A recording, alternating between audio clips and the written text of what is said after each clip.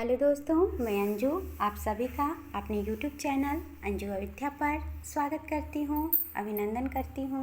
आज मैं आप लोगों को एक अवसान मैया की प्यारी सी कथा सुनाऊंगी। ये कथा बहुत ही सुंदर है, बहुत मनमोहक है और ये कहने वालों के लिए भी अच्छी है और सुनने वाले के लिए भी अच्छी है। लेकिन सुनने वाले के लिए तभी फलदायी होगा जब कथा सुनने वाला हुकारी भरता है। तो कथा इस प्रकार है। बहुत समय पहले की बात है। एक गांव में एक विधवा ब्राह्मणी अपने 5 साल के बेटे के साथ रहती थी। विधवा ब्राह्मणी अपने और अपने बेटे का भरण पोषण करने के लिए मजदूरी किया करती थी। विधवा ब्राह्मणी बहुत ही धार्मिक प्रवृत्ति की स्त्री थी। वो अवसान मैया की बहुत पूजा पाठ करती थी, उनको दिल से मानती थी और उसका अवसान मैया पर पूरा विश्वास था। बनी मजदूरी जो करके लाती थी उससे अपने बेटे का और अपना खर्चा चलाती थी और कुछ बचा भी लेती थी उसी में से।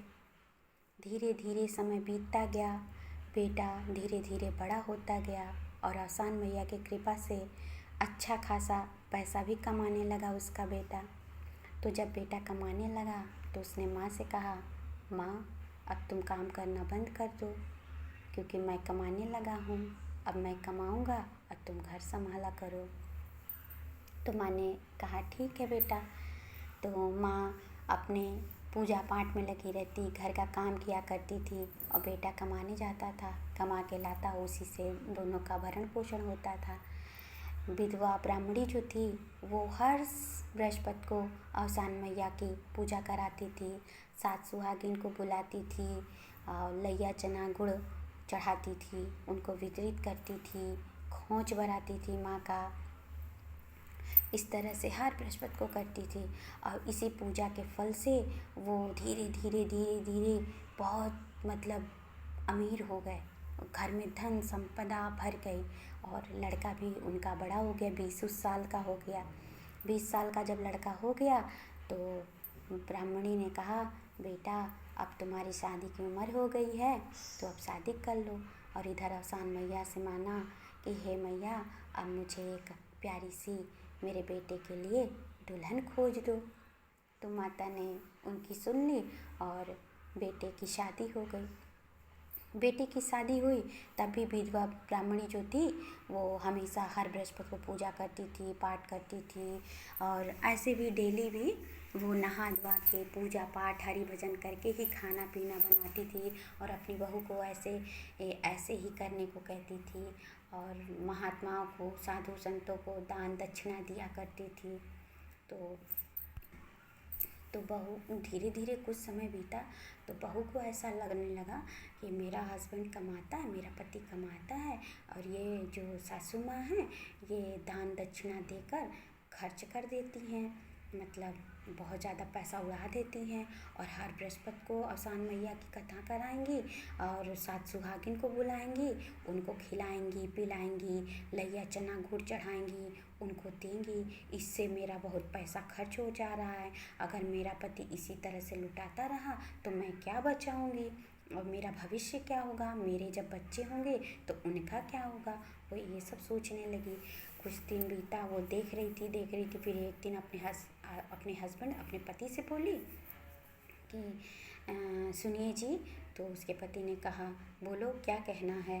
तो कहा, माँ इतना पूजा पाठ, इतना साधु संतों को दान दक्षिणा देती हैं, बताइए आधी कमाई तो इसी में चली जा रही है। तो कहें अच्छा। तो बेटा बोला अच्छा ठीक है, सुबह माँ से बात करते हैं। तो पहले तो बहू ने कहा कि माँ क्या ज़रूरी है आपको हर बृहस्पति को अवसान मैया की पूजा कराने की। तो बुढ़िया माँ ने कहा, बेटा मैं एक टाइम बिना खाए तो रह सकती हूँ, लेकिन बृहस्पति को बिना पूजा कराए अवसान मैया के नहीं रह सकती, क्योंकि ये घर में जो भी धन संपदा है या तुम हो या मेरा बेटा है, सब अवसान मैया की दया से ही है, इसलिए मैं उनका पूजा नहीं छोड़ सकती। फिर बेटे ने कहा, अरे माँ, तो कभी कभार करवा लिया करो, क्या ज़रूरी है बृहस्पति को करने की और इतना दान दक्षिणा साधु संतों को देने की। अरे जितनी औकात होती है उतने ही आदमी देता है। तो बुढ़िया माई ने कहा, बेटा तुमको जो कहना है वो साफ साफ कह दो। तो बेटे ने कहा, माँ मैं बस यही कहना चाहूँगा कि हर बृहस्पति को पूजा नहीं होनी चाहिए, कभी कभी हो। तो माँ ने कहा, जब तुम्हारी ये इच्छा है बेटा तो मैं नहीं रहूँगी तुम्हारे घर में, क्योंकि जहाँ मेरी अवसान मैया का आदर नहीं वहाँ मेरा कोई जगह नहीं। तो ऐसा कह के बूढ़ी माँ अपना घर अपने बेटे पत्तों को दे दी, चाबी ताला दे दी कि लो ये तुम्हारी धन संपत्ति है, अब मैं यहाँ से जा रही हूँ। तो बहुत बड़ी खुश कि चलो बला टली, अवसान मैया पे जितना खर्चा करती थी वो तो बचा, बूढ़ा पे जो खर्चा हो रहा था वो भी बच गया। तो बूढ़ी माँ धीरे धीरे चलते चलते जंगल में चली गई। जंगल में गई तो वहाँ एक बट वृक्ष था, उसी बट वृक्ष के नीचे बैठ गई सोचने लगी। वो दिन मंगलवार था। सोचने लगी कि एक ही दिन बाद तो बिफे पड़ ही जाएगा और अवसान मैया की मैं कैसे पूजा कराऊंगी। तो बट वृक्ष के पीछे से एक औरत निकली। वो औरत बूढ़ी थी लेकिन उसके चेहरे से बड़ा तेज निखर रहा था। वो और कोई नहीं था, वो अवसान मैया ही थी। और अब क्योंकि वो जो बूढ़ी माँ थी अवसान मैया की बहुत बड़ी भक्त थी, अपने भक्त को कष्ट में देखकर अवसान मैया उसके सामने आ गई और कहने लगी कि बेटा तुमको क्या परेशानी है, तुम यहाँ क्या कर रही हो। तो उन्होंने कहा कि मेरा बृहस्पति को पूजा कराना अवसान मैया का मेरे बहू और बेटे को नहीं भाया। माँ मैं एक टाइम तो बिना खाए रह सकती हूँ, लेकिन बृहस्पति को माँ अवसान की पूजा कराए बिना नहीं रह सकती। तो अवसान मैया ने कहा, बस इतनी सी दुख है बेटा। तो कहा कि हाँ माँ यही दुख है, क्योंकि अब ना मेरे पास कुटिया है और ना ही लैया चना गुड़ कहाँ से इकट्ठा करूँ, गाय का घी कहाँ से लाऊँ, मेरे पास तो कलसा भी नहीं है, लोटा भी नहीं है कि कलसा धराऊँगी कैसे मैं, और एक ही दिन बाद तो बृहस्पति है। तो वो जो अवसान मैया थी जो स्त्री का रूप लेके आई थी, उन्होंने कहा, अरे तुम चिंता ना करो, मैं यहीं पास वाले गांव में रहती हूँ और ये सब सारा सामान मैं तुझे दे दूँगी और तू कल जाके बुधवार की शाम को 7 सुहागिन को न्योता दे आना अपने गांव में। तो कही, आप ला दोगी माँ। तो कही, हाँ बेटा मेरे पे विश्वास नहीं है तुझको, तू बस न्योता दे के आ 7 सुहागिन को और मैं सारा सामान तुम्हारे बृहस्पति की सुबह यही बट के वृक्ष के नीचे रखा रहेगा और तू यही बट के वृक्ष के नीचे तू कथा करेगी। तो जो बूढ़ा माँ थी वो बड़ी प्रसन्न हुई कि चलो किसी ने तो मेरे पूजा पाठ का सामान का इंतजाम कर ही दिया है। तो अब अगले दिन बुधवार आया। बुधवार को वो गई अपने गांव में 7 सुहागिन को न्योता दे आए कि कल बृहस्पति है और मैं इसी जंगल में बट वृक्ष के नीचे कथा कहूँगी, तो आप लोग आइएगा, मैं पूजा कराऊँगी अवसान मैया का। तो 7 सुहागिन बृहस्पति को नहा धोआ के बढ़िया से तैयार वैयार होके चली आई वहीं बट वृक्ष के नीचे।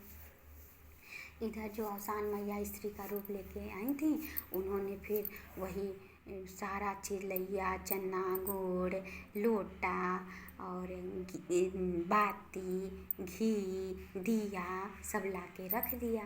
तो फिर बूढ़ा माँ बोली, अरे माँ बहुत बहुत धन्यवाद, आपने मेरी तो मतलब बहुत बड़े संकट से मुझे बचा लिया।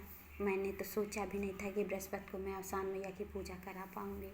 तो कहा, अरे तुम सच्चे हृदय से अवसान मैया को मानती हो तो कैसे नहीं पूजा कराती, हाँ तुम्हारी पूजा कभी अधूरी नहीं रहेगी और तुम पूजा कराओ और तुम्हारी हर मनोकामना पूर्ण होगी। फिर उसने वही बट वृक्ष के नीचे कलसा धराया, दिया जलाया, होम कराया, लैया चना चढ़ा के सबको खोंच भराया और इस तरह से पूजा की और फिर अवसान मैया की कथा की। कथा के प्रभाव से ऐसा हुआ कि वहाँ कुटिया पे जो बट वृक्ष था वहाँ एक कुटिया बन गई, सुंदर सी कुटिया बन गई। तो अब बूढ़ा माई उसी में रहने लगी और उनके घर में धन संपदा भी धीरे धीरे आने लगा। अगले बृहस्पति तक होते होते उनके पास धन भी इकट्ठा होने लगा। वो जहाँ भी जाती उन्हें कुछ न कुछ कहीं से कुछ मिल जाता। उनको बूढ़ा समझ के, धार्मिक औरत समझ के कोई न कोई अनाज दे देता, कोई घी दे देता, इस तरह से कोई बर्तन दे देते थे गांव के लोग, तो वो लेके चली आती थी। और औसान मैया की इतना आशीर्वाद था कि जो कुटिया थी वो ऐसे भी बढ़ती चली जा रही थी, धन संपदा उसमें वैसे ही रहने लगा। फिर वो हर बृहस्पति को पूजा कराती हैं औसान मैया की। और इधर क्या हुआ, जो बेटे बहू थे जितने बृहस्पति को ये पूजा कराती उतने बृहस्पति को धीरे धीरे वे कंगाल होते चले गए। धीरे धीरे बेटे की कमाई कम होने लगी, घर में दरिद्रता आ गई। अब यहाँ पे इन लोगों को खाने के लाले पड़ गए। अब क्या करे ये लोग बेटा बहू, तो ये भी अब बेटा और बहू का अपना खर्चा ही नहीं चलने लगा। तो बेटा आपने कहा कि मैं अब गांव के बाहर जाके कुछ कमाऊंगा, तो वो गांव के बाहर चला गया। अब बहू भी कहेगी क्या करूं, अब घर में तो कुछ है नहीं, तो सोची जंगल से चलो कंदमूल ही फल बीन ले आएँ, लकड़ी कुछ ले आएँ जिससे खाना बनाने के काम देगा। तो उसी जंगल में चली, उसी जंगल में गई तो देखी कि इनकी जो सासू माँ थी वो बदल गई थी। उनके चेहरे से तेज निखर रहा था और वो थोड़ी सुंदर भी हो गई थी।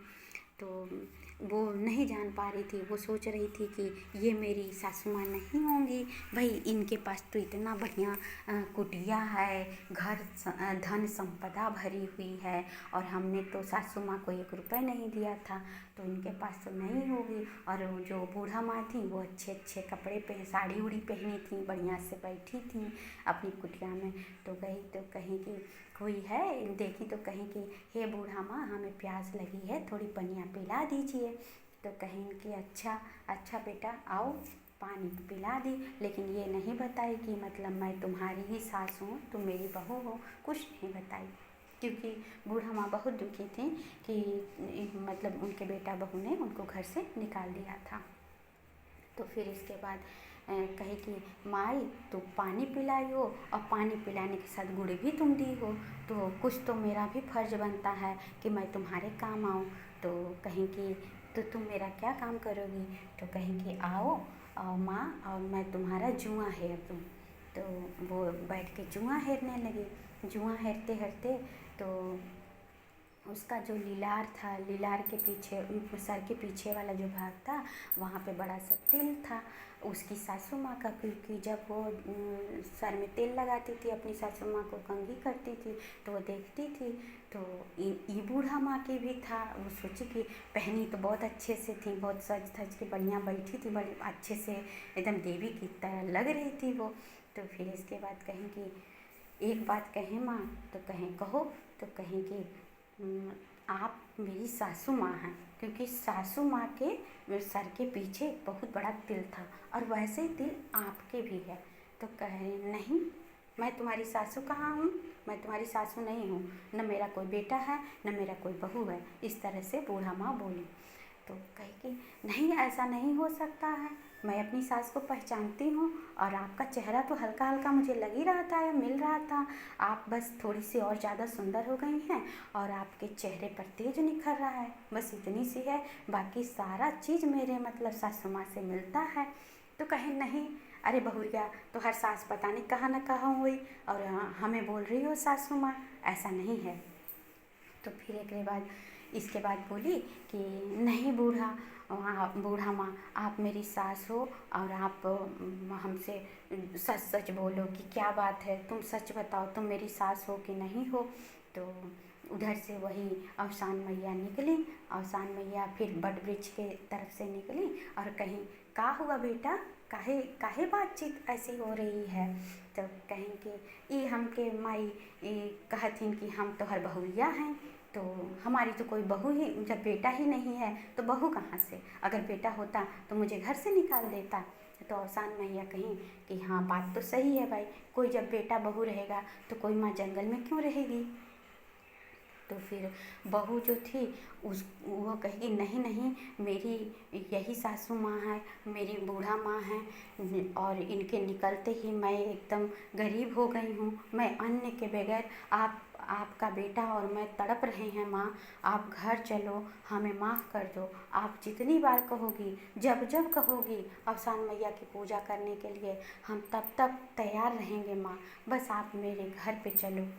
तो अवसान मैया जो स्त्री का रूप लेके आई थी, उन्होंने कहा कि तब जान लो, मेरी भक्त को कभी सताना मत इनको, क्योंकि ये अवसान मैया की बहुत बड़ी भक्त हैं, और कभी इनका दिल दुखाना नहीं। अगर तुम वादा करती हो तो मैं इन्हें जाने की आज्ञा दूंगी। तो कहीं कि कुछ भी हो जाएगा अब, लेकिन अपनी सास का कभी मैं दिल नहीं दुखाऊंगी, बस ये चले मेरे साथ। तो फिर अवसान मैया ने जो स्त्री के रूप में आई थी, बूढ़ा माँ से कहा कि जाओ जाओ बेटा, बेटे और बहू तो गलती करते रहते हैं, बच्चे हैं ये, और बच्चों की गलती माँ जो होती है वो माफ़ कर देती है। माँ का दिल बहुत बड़ा होता है, और तुम इनकी माँ हो, इसलिए इनकी गलतियों को क्षमा करो और इनके साथ जाओ। तो फिर जो बहू थी अपनी सास को लेके चली आई यहाँ पे अपने घर पे, और घर पे आई तो फिर इसके बाद बेटा भी कुछ दिनों बाद लौट के आ गया। बेटा आया तो फिर बेटा कमाता था, और ये बूढ़ा माँ आई तो जो कुटिया में धन संपदा थी सब लेके चली आई थी अपना, उसी से इनका गुजारा कुछ दिन चलने लगा। फिर हर बृहस्पति को ये अवसान मैया की पूजा कराती, और साथ सुहागिन को बुलाती, और सब लिया चना का वितरण करती इस तरह से, और साधु संतों को दान देती। और फिर बेटे इनके आने से फिर से बरकत होने लगी घर में अवसान मैया की कृपा से। फिर धीरे धीरे और समय बीतता गया, फिर इनके नाती पोता भी हो गए। तो अवसान मैया की ऐसी महिमा है कि जब भी इनकी कोई सच्चे हृदय से पूजा करता है और अवसान मैया को पूजता है तो उसकी हर इच्छा पूरी ज़रूर होती है।